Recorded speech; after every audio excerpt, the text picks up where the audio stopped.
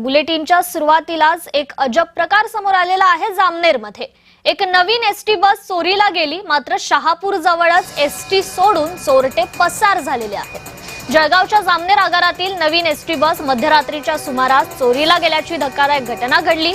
तर चोरी झालेली ही बस जामनेर शहरापासून सुमारे 12 किलोमीटर अंतरावर सोडून देण्यात आली। या घटनेमुळे जामनेर आगाराच्या सुरक्षेचा प्रश्न मात्र ऐरणीवर आलाय।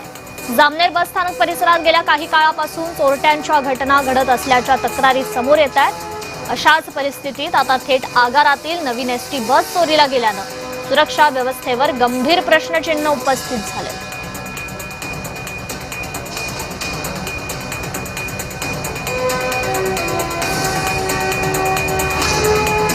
जामनेरमध्ये नवी एसटी बस चोरीला गेली आणि चोरटे मात्र शहापूर जवळच या एसटी बसला सोडून पसार झालेले आहेत।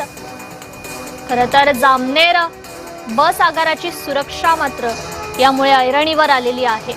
एक नवी कोरी अशी बस या चोरट्यांनी पसार केली। या घटनेचं सीसीटीव्ही फुटेज देखील समोर आलेलं आहे।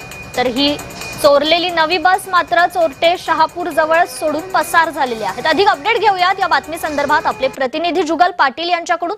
जुगल, नेमकी कशा प्रकारे ही घटना घडलेली आहे?